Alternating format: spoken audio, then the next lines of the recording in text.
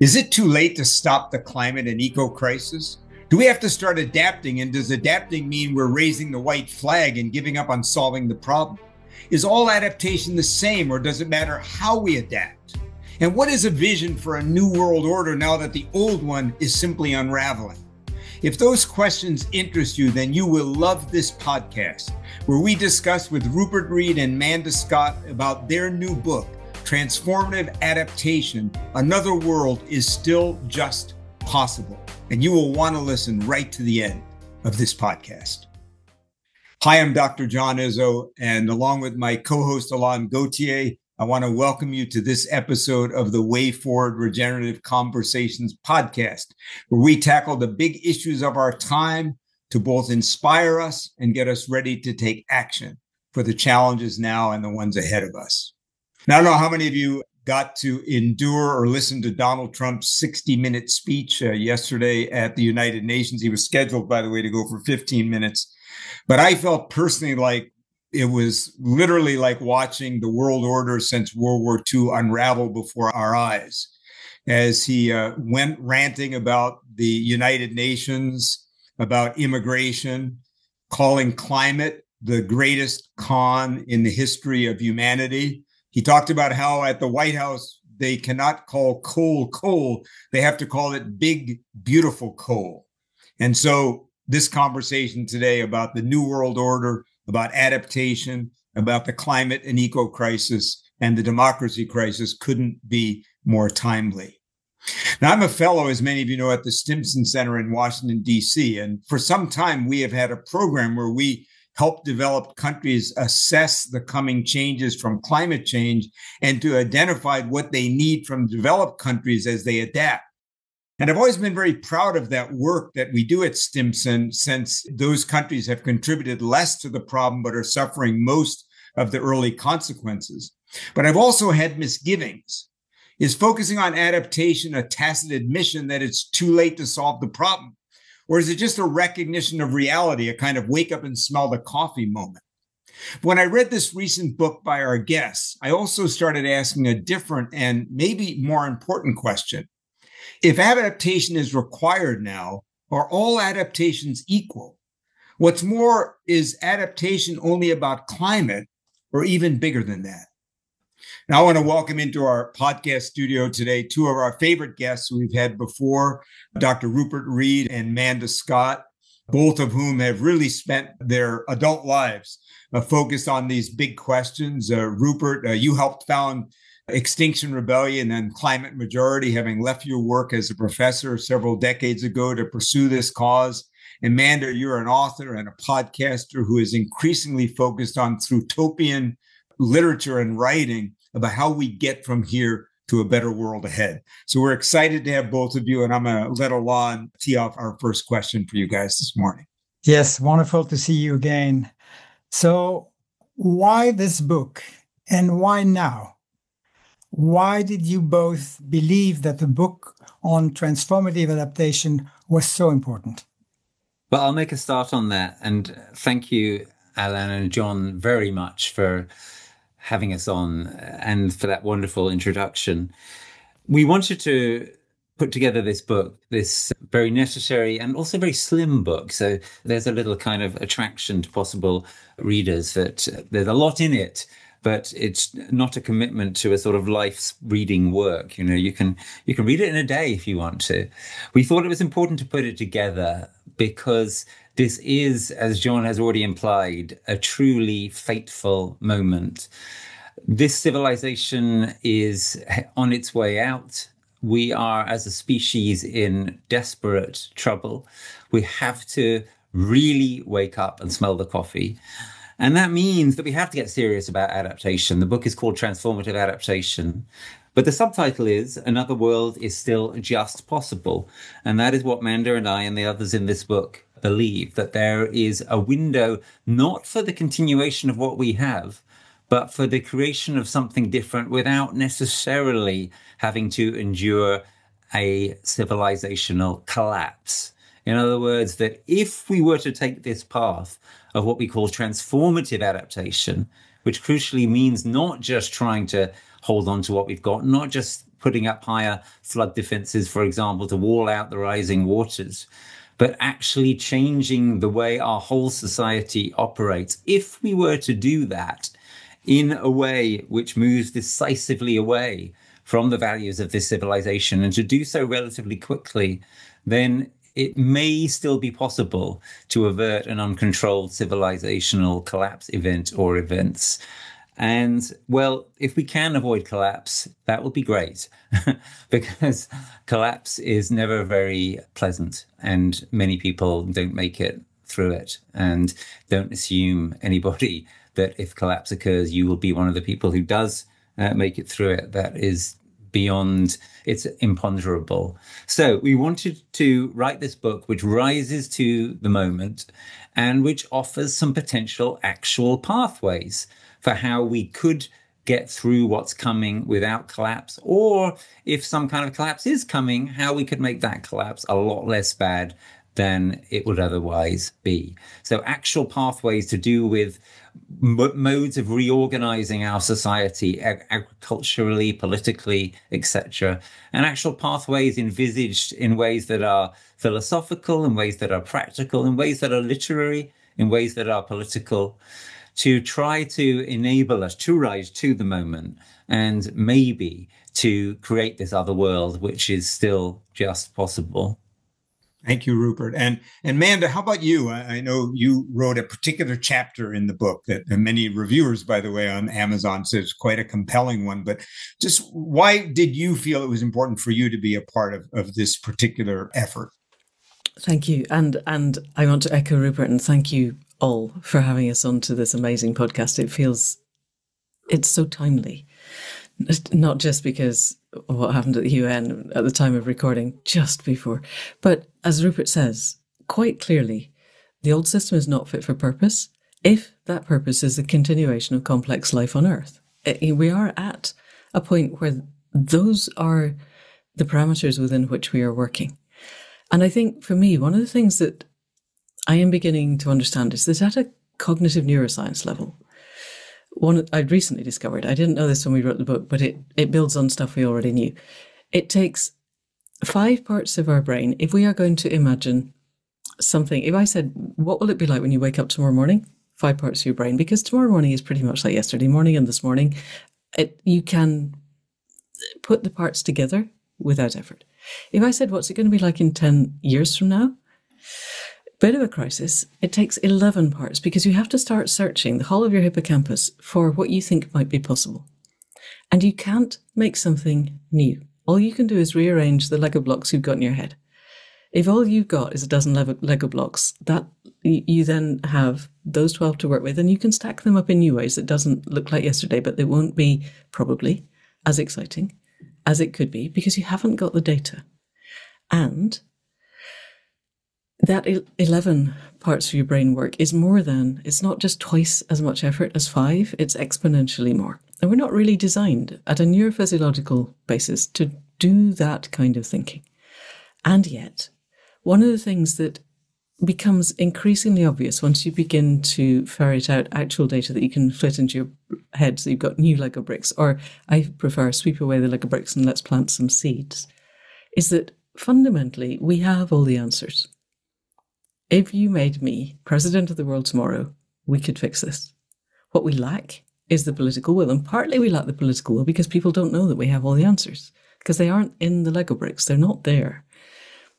And so what can we do to help people understand that it's not that complicated? Yes, some of our huge mega companies will have to go out of business, but we're at the point now we could give every single employee $1 million to go out of business, and it would still be cheaper than trying to deal with the collapse that's coming. So we're in the middle of a polycrisis that is a political crisis, that is a crisis of will, that is a crisis of understanding, that in the end is an inner crisis of us finding the path inside.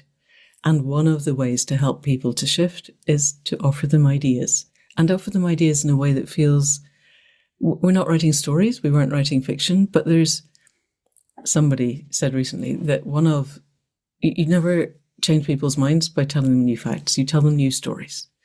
You help them to empathize and to walk along the path, and that way they gather the new seeds to plant in their brain. So we're planting seeds to help people understand that there is a way forward. We're just not using it yet. Rupert wants to speak. Yeah. On that last point, I just want to go back to something John said earlier. John asked, is it too late to solve the problem? And I want to say that's kind of the wrong question. And in fact, John, you more or less said this yourself. Well, if people are still thinking that what we have here is a problem that we need to solve, then they haven't understood that what we have here is something far bigger and more complex and wicked than any problem, and something that is definitely not going to be solved, right? If we're going to make progress, we're going to make progress because we're thinking and acting in really quite different ways. And that is crucially implicit in what Manda says there about stories. We need a story change. We need a fundamental mindset shift and heart set shift, right? We need to switch into prefiguring the new civilization which is going to follow this civilization.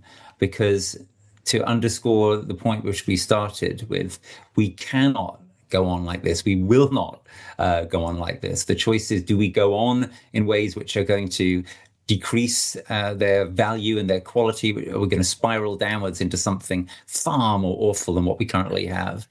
Or are we going to manage to find a way through, or something in between, or some kind of melange of these? But actually, there's going to have to be a hell of a lot that is kind of genuinely new, a new story that we are creating together, if we are actually going to get through at all. And that's, a lot of what this book is all about, that kind of throughtopian sensibility, as we describe it in the book, of creating a future which can actually be possible, not just a fantasy. Yeah, and one of the things, amen to everything you guys are saying, and I think one of the places of hope to me is I think there is a sense around the globe that the story we've been doing is not working except for a very few people, right? And, in the United States, for example, Republicans, Democrats both agree that democracy is broken, no longer a model for the rest of the world, just as one data point, right? I think day-to-day people sense, but there is no new story. And Joseph Campbell, the great mythologist, talked about the danger of being between stories. And certainly we live in a world now between stories. And we're going to come back. So listeners, stay tuned. We're going to come back to this story piece in a powerful way a little later in the podcast. But I want to get into this idea of adaptation for a moment. And as you know, adaptation is kind of a controversial word in some environmental circles because some believe adaptation is a kind of surrender. So we start talking about adapting. It's a kind of a surrender. As you pointed out, Rupert, it doesn't really recognize the complexity of what we're into. So can you talk a little bit about transformative adaptation and how is it fundamentally different than what we're doing now? Because I think that's one of the key concepts in the book is that there's adaptation and there's adaptation. So what is transformational adaptation? Because I understand there's a kind of short acronym for TRAD. So how is TRAD different than adaptation, period? And what would you say to those who say that adaptation is itself a kind of surrender? Yeah. So the first thing I'd say to those people is it's too late for that argument. Maybe that argument had some kind of credibility 10 years ago or 15 years ago. Now it simply doesn't. Anyone now who says, oh, well, we really shouldn't put any effort into adaptation because it's a kind of surrender, is saying to all the people who are facing death and destruction and morbidity and et cetera, from rising climate impacts, they're saying to those people, stuff you, we don't care about you. Right? It's totally an unacceptable attitude. It is an attitude which absolutely will not fly. It is yesterday's story. And in particular, I want to emphasize the people who are most vulnerable to climate impacts, and I feel very strongly about this, as you can tell, are typically, you guessed it, the poor and the marginalized. Many of them are in the global south. That's why in this book, one of the things that we do is we deliberately lean towards the global south. What I mean by that is this book is almost entirely by people in the United Kingdom, in the global north. But what we're trying to say to people in the global north is you need to learn and listen to people from the global south about this because they've already been facing into it, right? They've already been having to start to engage in adaptation. They're the experts, right? So that's an important kind of sub-theme of the book. But anyone who is saying to the poor and marginalized, forget it, don't adapt, that's giving in, is saying to them, we don't give a stuff about you and we're not relevant to you. And this is really, really important on multiple levels. One of the reasons why it's important, right, is that the climate and environmental movement already has a bit of a dodgy reputation in terms of people saying, oh, well, really, are you a kind of middle class movement? Are you really interested in the working people, etc.? Anyone who says stuff adaptation and therefore stuff ordinary working people and the poor and the marginalized is in a really bad way underscoring that stereotype. If we're going to shift the public image of the climate movement, and that's one of the things that I really want to do and that my organization, the Climate Majority Project, is working to do. If we're going to shift that public image, we have to embrace adaptation. And we have to say, anyone who cares about justice now must care about adaptation, because the ones who are being hit the hardest are the poor and the vulnerable, the working class, etc. So that's my kind of basic answer to your And I'm with you on that. So how is transformative adaptation? Yeah, absolutely. Exactly. Because what we need to do if we're going down the adaptation path, we have to get it right. Because the reason why adaptation has had a bit of a bad rap, especially within the climate movement hitherto, is that it often hasn't been thought of or talked about or done in very good ways. It has been shallow, defensive, reactive. It has been of the form of things like, oh, well, let's just build a higher flood defense here. Let's just create a bigger kind of gap between those forests there. Let's just kind of put in some air conditioning, etc. Right? That is shallow, defensive, reactive adaptation. That is adaptation which doesn't try to change the system. It tries to shore up the existing system. And as we've already said, right, we need some kind of system change. The system isn't working for most people, let alone for the vast majority of the beings with whom we share this planet. So we need a form of adaptation which is just, which is holistic, which is actually effective, which is long-termist in its outlook, which is compatible with the needs of decarbonization and what's called climate mitigation, right? And that is transformative adaptation, or as we now sometimes call it, strategic adaptation. Transformative adaptation says, look, we have to transform this society in a direction which will actually make it better and able to survive and to work with nature, not against nature. And if you have transformative adaptation, it's obviously what the book's all about. If you have transformative adaptation, then those objections which were traditionally made against adaptation-centric responses to the climate crisis and the poly crisis, those objections kind of fall away. And actually we get into a kind of win-win-win situation. And well, that's exactly the situation we need to be in. Yeah, and one of the things is that the shallow adaptation also can accelerate and extend the problem. Yeah. Just use air conditioning as a good example. We build up air conditioners. We temporarily feel like things are okay, right? Yeah. But actually, that shallow adaptation also creates the use of more fossil fuels. Absolutely. And so it seems like it's a good adaptation, and it may be necessary in some cases to keep people from dying, but it doesn't solve the problem. So, Alain, let's try and dig in with some examples here. I'll turn it over to Alain. Yes. So we were wondering, is transformative adaptation happening already? And can you give us a few examples so that we have a sense of, yes, it's already happening? Yeah, so I'll do that. I'll answer that question, and then maybe Manda might like to add something a bit more sort of speculative or ambitious about how it could go further, because absolutely transformative adaptation is already happening. But obviously one of the reasons we've written the book is it's not happening enough. It's not dominant enough. It's nowhere near funded enough. It's nowhere near prominent enough. So where is it happening? So as I already mentioned, one of the places where you get real instances of transformative adaptation already happening now, and have been in some cases for years, is in parts of the global south. We talk in the book about the example of some of the transformative adaptation type stuff which has been going on in Rojava in northern Syria. Another instance is stuff that's been going on in Nepal for some time. What's been going on in Nepal? Well, people have been adapting the way that they've been farming and the way they've been living to cope with dramatically changing climatic conditions that are occurring, unfortunately, in the Himalayan region.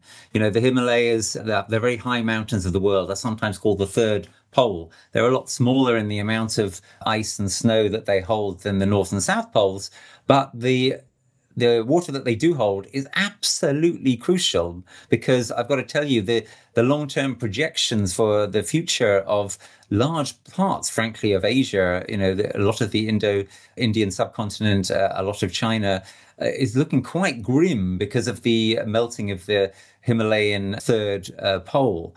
So people in Nepal are kind of on the front line of that emerging change, and they are looking to and they are doing changes in the way that they farm that are able to cope with the new, different, less cold, less icebound, etc., weather they've been receiving, and higher levels sometimes of floods, which they have to guard against. This is detailed to some extent in the book by our co-editor, Morgan Phillips, in the Transformative Adaptation book, back in his earlier book with the wonderful title Great Adaptations, which for the Dickens fans among you will be instantly recognized. We have high expectations in relation to the adaptations that are needed, and those expectations are based on reality. They're based on stuff that's already happening in parts of the global south. It's also already happening here and there in parts of the global north. So, for example, when people engage in the right kind of rewilding and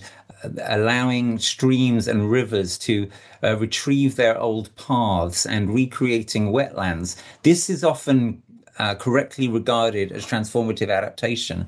Because what you're doing when you're doing that is you're robustifying your ecosystem, and you're creating, in effect, natural flood defenses, which are much more able to cope, actually, with what's coming at us if you get them right, and which aren't vulnerable and fragile in the way that, for example, building walls through the center of cities to keep rivers out of those cities are vulnerable. If you're in a town or a city and you're noticing that you're more and more vulnerable to flood, and you're tempted to build higher hard flood defenses, ask yourself the question, what's going to happen if those defenses get overtopped, or if they give way? And of course, the answer is it'll be catastrophic. Whereas if we start to look upstream, literally and metaphorically, and if we start to adapt transformatively with a kind of whole system view, then we're doing something which is lower carbon, more robust, often more beautiful, often more nature friendly. You see, this is what I'm talking about when I talk about a win-win-win type situation. That's what transformative adaptation, the promise it holds to us. Manda, do you want to elaborate a little in terms of where we might go if we got more ambitious with this kind of transformative adaptation approach? And Manda, before you do, I want to just comment one example to me. I spent a lot of time on oceans issues, and a great example is shallow adaptation. Let's reduce the number of fish catch for a species. You could do that, but it doesn't really solve the problem. But marine protected areas, where you create large marine protected areas that actually grow the fishery, and so it allows humans to fish more, but at the same time allows nature to regenerate itself. Marine protected areas have shown tremendous promise to actually have nature regenerate the ocean ecosystem. So to me, it's a good example, that the marine protected areas are a good example of strategic adaptation, that if we did more of it, the oceans would be a lot healthier, and it's actually good for humans and good for the ocean. But we tend to just do these very shallow things, and then the cod fishery collapses anyway, as it did in Canada. Hi, I'm Dr. John Izzo. I hope you're enjoying this conversation we're having with Manda Scott and Rupert Reed about the climate crisis and where we go from here. And if this conversation is sparking something in you, don't just listen, please join us. Subscribe on the platform you're using right now. It helps us and it helps you, so you won't miss the next good episode that comes out. And if you visit wayforwardpodcast.com, you'll be able to access past episodes as well as get invites to live events. And if you go there, you'll see we've had lots of interesting events about climate over the last 2 years, and you'll go back and enjoy those as well. And if you're feeling inspired, please go ahead and hit like or leave a comment. We'd love to hear from you. And stay tuned. We're planning a live event on climate later this fall. So if you subscribe or go to our website, you won't miss it when it comes. You'll get an invite. And now back to our conversation with Manda and Rupert. Using industrial agriculture. It's heartbreaking at every level. And if I take a step back and say, answer Rupert's question, from my perspective, what we are doing as a species at the moment is that we're either in denial, the whole Republican climate change is not a thing. I had a very interesting conversation online with somebody recently who told me that. And my response is, okay, so what about the PFAs in the rain? Poly or perfluorinated alkylated substances, the forever chemicals, there are 16,000 of them. We currently regulate 7 because they have bigger lawyers than anyone who wants to regulate. And when the people who want to regulate do manage to regulate one, they change one atom in the molecule and reissue it, and it's just the same. They are not called forever chemicals without a good reason, and they are endocrine disruptors and carcinogenic, and they are now in the rain. Would you like to argue against that? Silence. So this is not just a climate problem. Obviously, you guys know this. We could zero the carbon tomorrow and the oceans would still be dying. It's a mix of, yes, acidification, but also microplastics and also industrial agricultural runoff and other industrial runoff. The Global Oceanic Environmental Survey that Rupert put me onto a long time ago and Roslyn reckon that if we carry on as we are, the oceans are dead by 2045. The oceans produce between 50 and 85% of our atmospheric oxygen, and nobody knows what happens when they become net oxygen sinks, as the dead zones in the oceans are, instead of net oxygen emitters. And we have all these people who blithely think that they're going to survive what's coming because they'll go a little bit higher up a hill and they have enough money to build a few walls, keep everybody out, that somehow agriculture will be solved. And I don't know how they think they're going to breathe in an atmosphere that is sub 50% current oxygen, because that's the equivalent, at 50%, it's 9% oxygen. That's the equivalent of standing on the top of Kilimanjaro. Drop below that and you're standing at the top of Everest. Drop below that and you're up in the upper levels of the atmosphere. It's not going to happen, guys. So that's a very, very tight time frame. So my view is we need total systemic change and we need it very fast. And that means a whole lot of people accepting that the existing system is not fit for purpose. And there are different ways that we already know that we could do things. So, for instance, David Johnson of Mexico worked out way back 2017, 2016, that if every acre on the planet currently under agriculture of any sort were converted to industrial agriculture, we would be at pre-industrial levels of CO2 within a decade. Now, those numbers will have shifted because we've emitted more CO2 and land mass is different, but it's going to be, and he was saying that's at the minimum, that's assuming 1% soil organic matter growth. And I'm working on a regenerative farm. You can do way more than 1% if you try. And yes, Monsanto would be out of business. Bayer would be out of business. Oh dear, how sad. We're heading for extinction. Putting a couple of big corporations out of business should not be beyond us. But what we need to do, the reason we're not getting there, I think, is because we're coming at this from what's the existing system? How can we repaint the wheels on the bus a slightly different colour and then the bus will turn into a helicopter and we'll all be fine? And that's not how it works. What matters instead, exactly as Rupert said, is that this is as much an internal problem in each of us. We are each an integral part of the system.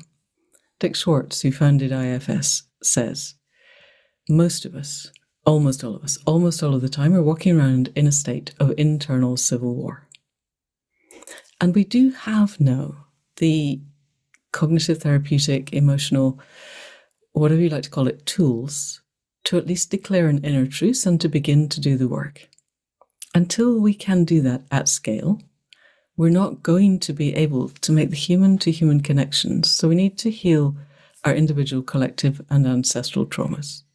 Or we're not going to be able to make the creative connections and bring the whole of humanity's astonishing creativity to bear on the polycrisis, because it's not just about the climate or just about the politics or just about the broken economic system or just about the fact that the AI is about to go rogue. It's all of these are linked to the fact that we're projecting our internal civil wars outwards, and that we walk through the world considering ourselves to be separable from the web of life.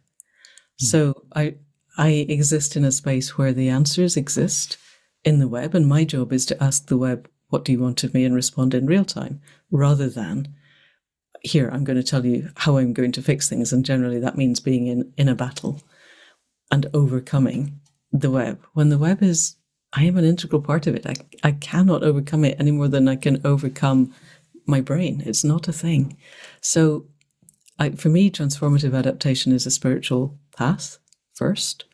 It's a process of individual, collective, and ancestral healing.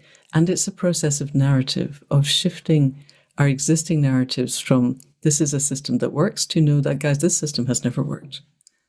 It's just that it's become more obvious that it's not working now, to the point where almost everybody knows it's not working. What we don't agree on yet is how to fix it. I hope that answers the question. Go on. Yeah.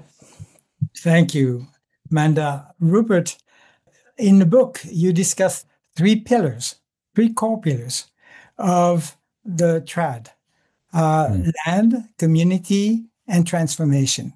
And could you elaborate on how this tripod structure guides the movement? Lovely question. So land, well, I hope that's sort of obvious, but then again, there's a sense in which it's not obvious, which is, I think, implicit in what Manda has just said. We need to think of ourselves not as sort of beings that happen to wander around on top of land. We need to think of ourselves as beings who are integrally tied to land. Now, that land ultimately is the earth, but also its particular places. We live in a very unrooted society, and this is a tragic part of our, tragedy. I think there have been some brilliant critiques of this unrootedness. One I would mention is Simone Weil in what I think is the most important book, The Need for Roots. Another much more recently is Paul Kingsnorth's brand new book, which, in fact, it's not out yet. I just had the privilege to read the manuscript, which is called Against the Machine. Absolutely fascinating, brilliant plea for rerouting and for a return to place. So we need to think of ourselves as, in similar ways to how indigenous cultures have thought, as being of the land, not sort of just happening to be on the land, let alone off into space, which is, a fantasy and a delusion. Mars is for quitters. We've got to make our stand here on the earth. So that's land. Community. So that's already implicit in the point about land, right? Because the we that is tied to the land is not just individuals. Manda was saying we are fundamentally unified. I mean, ultimately, we're a superorganism, right? We're a little bit like ants in a colony. We cannot actually exist adequately as individuals. You might say that's true of all beings, but it kind of isn't really. Reptiles, for example, are quite happy basically living by themselves. If you introduced a reptile to one of its offspring, after a little while, it will just happily eat it because it's like, it's just a bit of food. So it's a good thing that reptiles don't turn around after they lay their eggs or whatever they do. Do reptiles lay eggs? Anyway, that's for another podcast. So community is essential. It's non-negotiable. It's who we are. It's what people are hungry for, right? And this is a real reason for optimism, right? This is one of the reasons why we think that the ideas of trad could be going someplace. Because really what people want is they want to do things like sit around fires, wood fires, of an evening, joking and laughing with their friends, playing some music, maybe having a ritual or a ceremony, or maybe having a dance or a bit of drumming or something like that. There's different possibilities, but what it boils down to is ways on the earth, in places, of finding a community and finding each other. We're a horrendously lonely society. People sometimes say, oh, well, we're so wonderfully developed and, we don't want to lose all that. But actually, most of the time, many of us are incredibly miserable. And that's why our mental health is going through the floor, especially among young people, which, of course, is really, really distressing and disturbing. So community, again, a non-negotiable pillar. And transformation, well, transformation is about the, again, non-negotiable fact that we cannot go on like this. We've already talked about. But transformation also speaks to what Manda was talking about when she spoke about this as a spiritual crisis, right? The crisis of our civilization is deeper than just a political or an economic, let alone a technological crisis. It's ultimately about values. It's about meaning. It's about who we are, what we care about, how we fulfill ourselves, what is more significant than us, what is beyond us. So I teach courses on a regular basis now with the title Spiritual Adaptation. And that speaks to what Manda was talking about, I think, in her last remarks. Those courses are about how we adapt on an inner level to this horrendous crisis that we've unleashed on ourselves. And yeah, that is an aspect of what we mean by transformation. Ultimately, there is no way through unless we are willing to change ourselves, not to something completely different. I'm not talking about anything like, the nonsense and the horrors of transhumanism.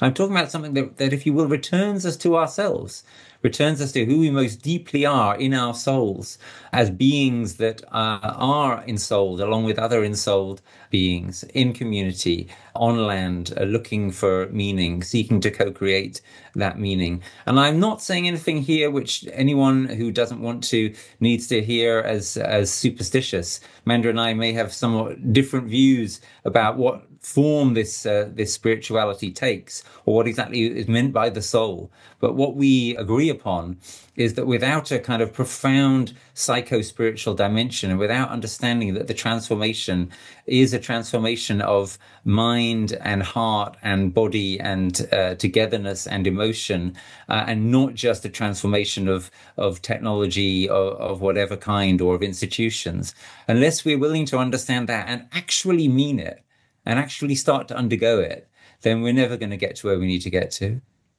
So let me tell you what I'm struggling with as we have this conversation, not just listening, but has this conversation. So it's not hard for me to imagine, and you gave the example in Nepal or some places in the global south. It's not hard for me to imagine local communities and even individuals moving to, for example, you mentioned, Manda, more regenerative agricultural practices, or coming together in different ways to solve energy problems, not problems, energy opportunities, et cetera. Where I really start to struggle is the question, as a species, we have no experience, and I think no is the right word, of global spiritual transformation. We really have none, right? And how in the time frame, what are the hints of how we might do that? If you see what I'm getting at, right? And Manda, I'll go to you first on this, right? Because that's what I'm struggling with. I can see, and I do organizational change, and I always tell people there's no such thing as organizational change. There's actually individual change that ultimately leads to organizational change. But having said that, when organizations have to transform in short periods of time, which is what we're talking about. If you have enough time, individual change can lead to transformational change.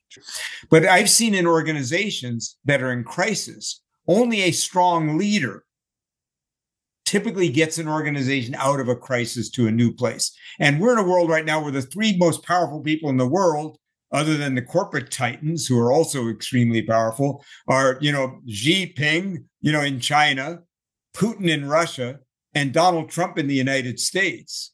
And these three people are not going to lead us to a new world order. So I'm going to throw a big hard, and I'm a baseball player, I got a hamstring pull from it right now, as you know. So I'm going to throw a hard, fast one at you, Manda.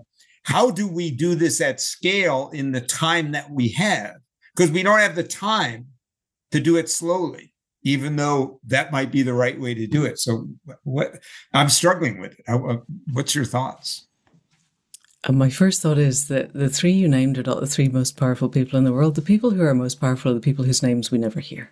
The three you named. Yes, well, let me just say, I agree with you. And that's why I said there's all these titans behind these folks. Yes, the people pulling the strings. Ostensibly, they have the power at the moment, is what I meant. Yeah. And something that I learned relatively recently is that there are teams of evangelicals in the US of a particular flavor who are praying round the clock for Donald Trump. Whereas my shamanic friends and I, those of us who teach indigenous spiritualities of this land, struggle to persuade our students to stay up for a single night. Not my students, they do stay up for a single night, but they're not volunteering in waves to pray around the clock. And this is relevant because you're thinking about this from the perspective of the trauma culture and perspective of a world that lives in hierarchies and a world where structure is layered and power devolves upwards. For almost all of human evolution, that's not how we lived. Our culture is an anomaly, and it's a relatively short-term anomaly. And so all of my attention at the moment is focused on how do we become an initiation culture instead of the trauma culture. This is Francis Weller's framing of cultures. Because you're right, the trauma culture will never. While we are the trauma culture, we are, what word can I use in this podcast? Screwed. Am I allowed to say screwed? As opposed to any other word that I might say? It's not going to happen. We're not. And yet, I spent quite a lot of time talking to a monk from Plum Village recently. How much of this? Okay, let me work out where I'm going with this.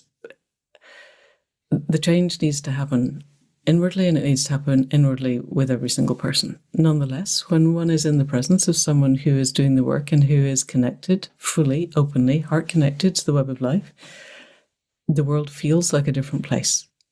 And you bring half a dozen of those people together, and we have exponential change. Gurdjieff said a long time ago that it only takes 80 fully enlightened human beings to completely shift the world. He did not define fully enlightened, which is an easy cop-out.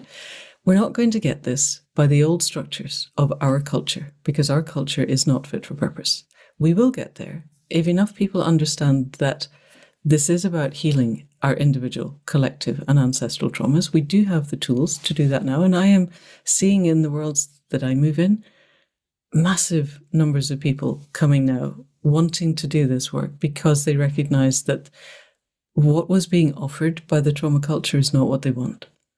We were offered separation, scarcity, and powerlessness, with money as the commodification of suffering, moving between these to control power flows and value flows. And that's not what humans want.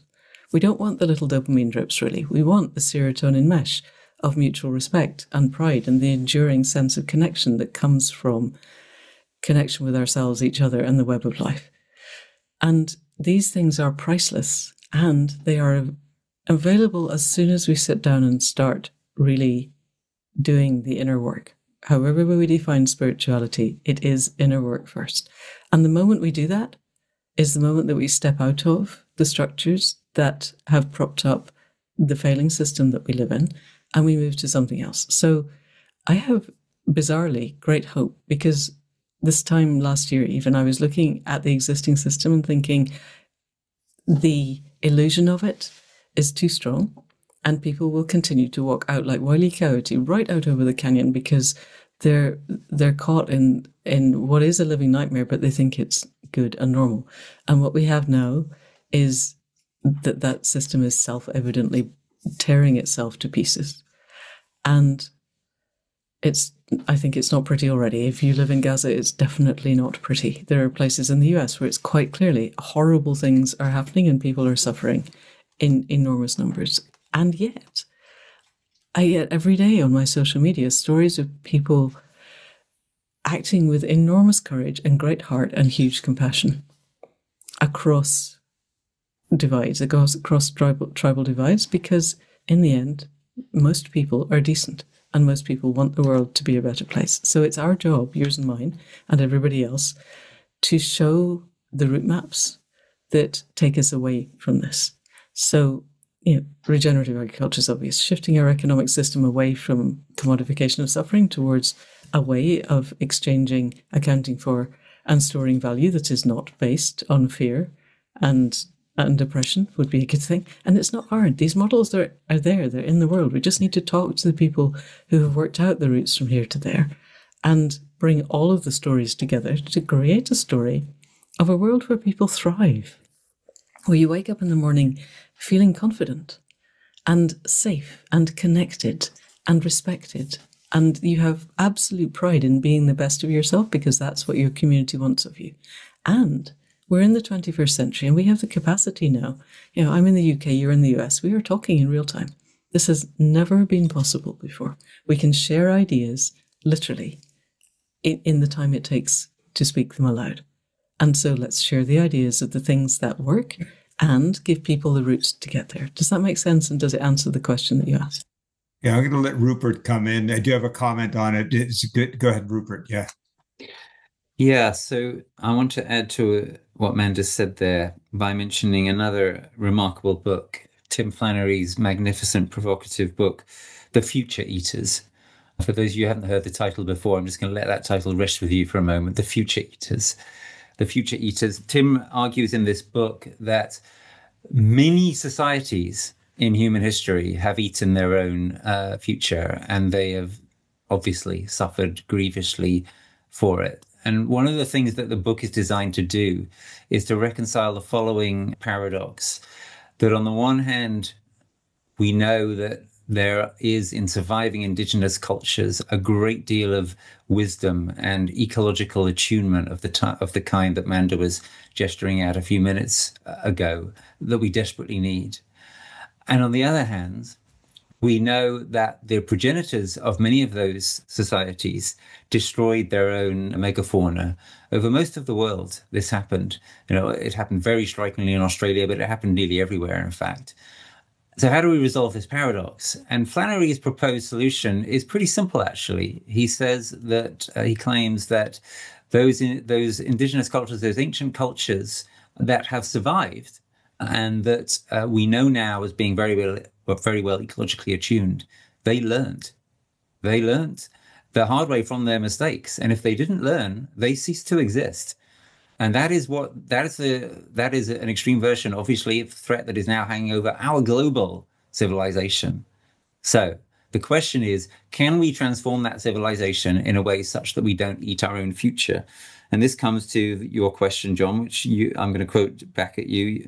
How do we do this at scale in the time that we have? Manda has suggested ways in which we could potentially do that. We also have to be alive to the very real possibility, right now it looks like a probability, that we won't. But two things. Firstly, if there's any chance that we can, then we have to try.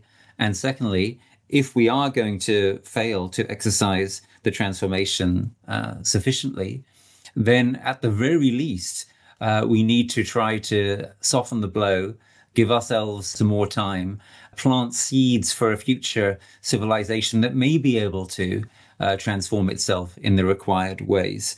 And that obviously sets up the task of adaptation in quite a kind of bold context, right? What we're talking about when we talk about transformative adaptation is practical steps that we can take together to start to move in the necessary direction.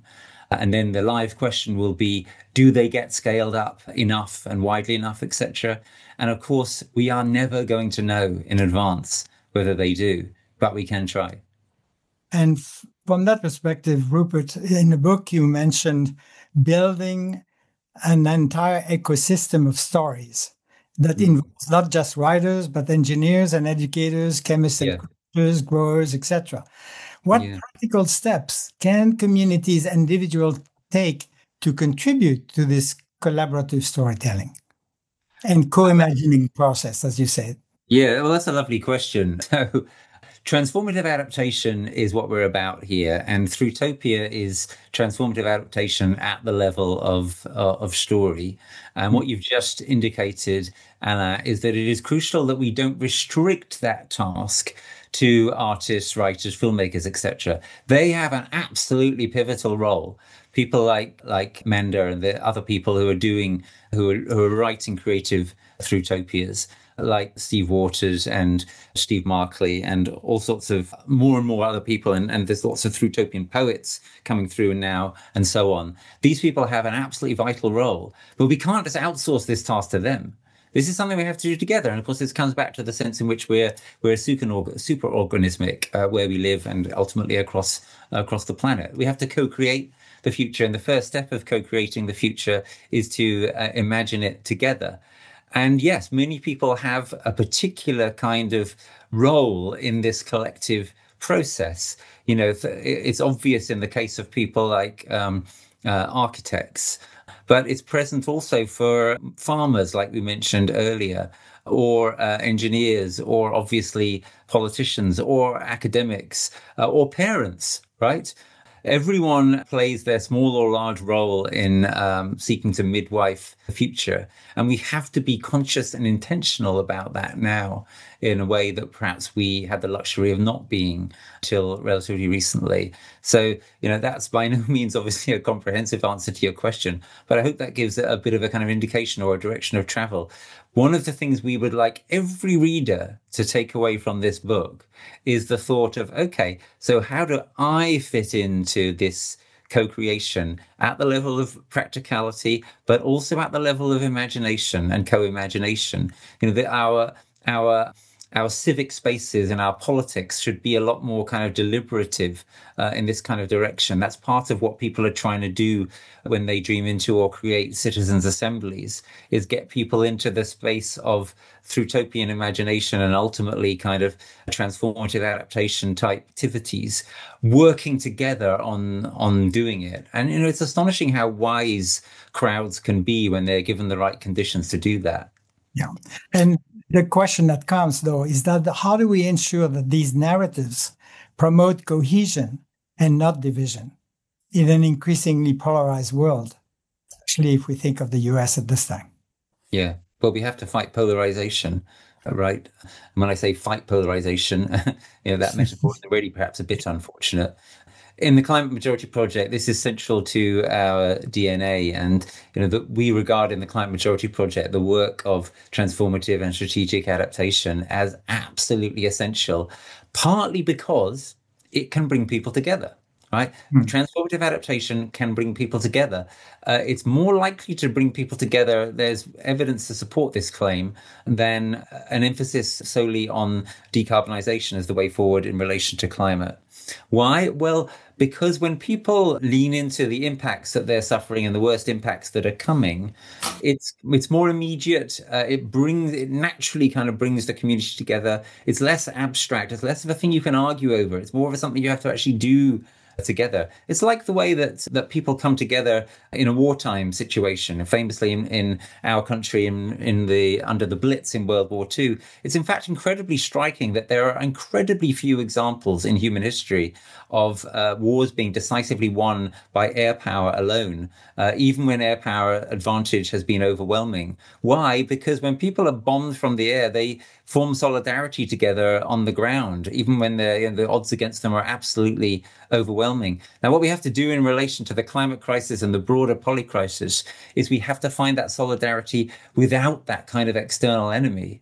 And that's the practical job of depolarization.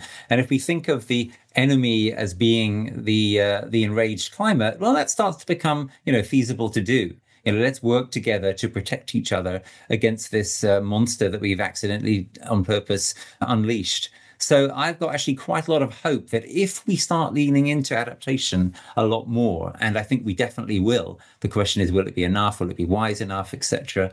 But if we start leaning into adaptation a lot more, I think that gives us a great route to start to depolarize. It gives us a way we could start to turn away from the culture wars that have divided us. And that is essential, because the climate crisis and the polycrisis more generally in relation to AI, nuclear weapons, etc., also is something that we cannot sort without most people being on side. There is no purely elite solution. There is no techno fix. It's going to take most people being on side. So we have no alternative but to seek to depolarize our way through this. First of all, as always, my friend Jeremy always says, time touch us lightly. Seems these conversations always go by too quickly. So I want to thank both of you for this great conversation. A couple of things trigger for me as we come to a close. I was thinking about first that amen to the core premise of the book. It's too late for us not to adapt. And as you, Rupert, powerfully said, if we don't adapt now, we're really damning a lot of people in the world to some very bad consequences, while some of us may hold on longer.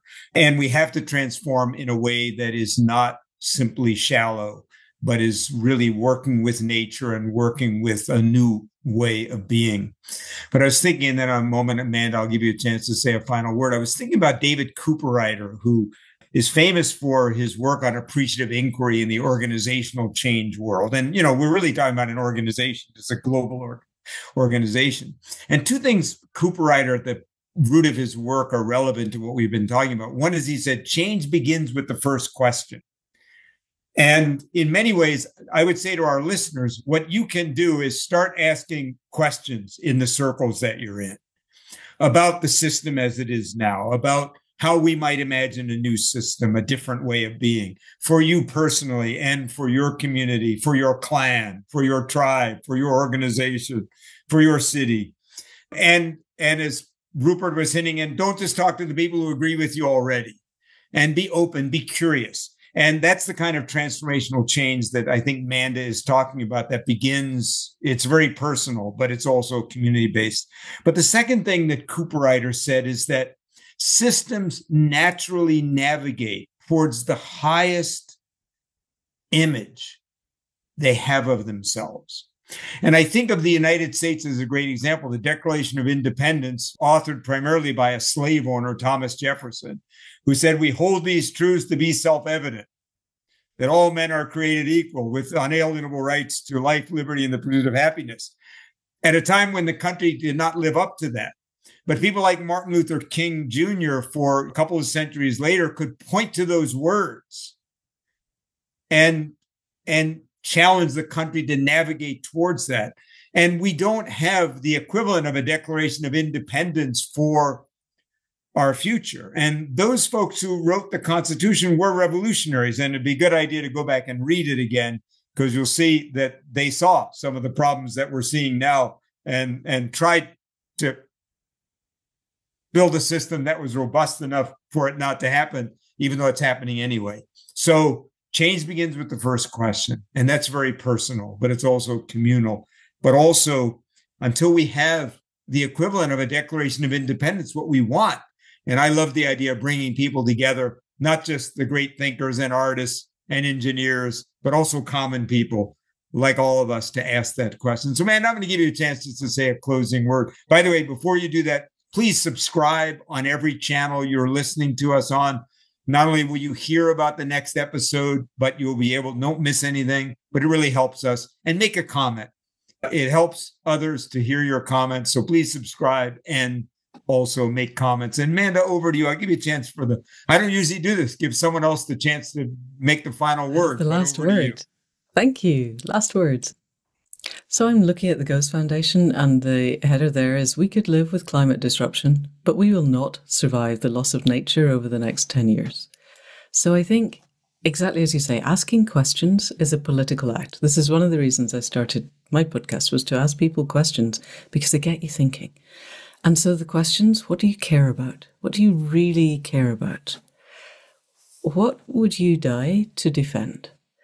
And I think now we're at the stage of what are the most important things in our lives? How do we connect? And to ask these with good heart. I think finding generosity of spirit. I think we need core values to live by, and the ones that I have settled on for now, this may change by tomorrow, but integrity, compassion, generosity of spirit. What happens if we live by those? What happens if we then go out and engage with that spirit? Because the divisions in our cultures are not accidental. They have been crafted by people who know how to press our buttons. What happens if we stop letting our buttons be pressed and simply go out doing the best that we humanly can to craft a world that we can be proud to leave to the generations that come after us? And the people say amen.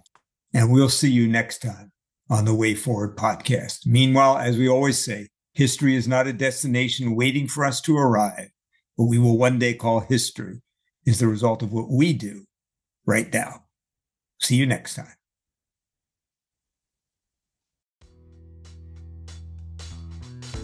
Thank you for joining us in this episode of the Way Forward Regenerative Conversations podcast. I'm Jim Burke, the producer.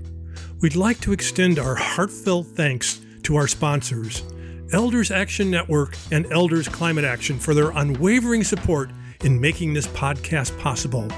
Their dedication to empowering elders to take action on climate change and social justice issues is truly inspiring. If you found this conversation as enlightening and motivating as we did, please subscribe to our podcast and YouTube channels. Your subscription helps us continue bringing these vital discussions to a broader audience. Don't forget to share this episode with your network, and let's work together to build a better world for all generations. Find us on YouTube, Apple Podcasts, Amazon, and now on Instagram and YouTube Shorts. Together, we can make a difference. We'd love to hear your feedback on today's episode and any suggestions you have for future guests. Please send your thoughts and recommendations to thewayforwardrc@gmail.com. Your input is invaluable in helping us shape the future of this podcast. To learn more about our sponsors and get involved, visit Elders Action Network at eldersaction.org and Elders Climate Action at eldersclimateaction.org. Thank you for being part of the Way Forward community.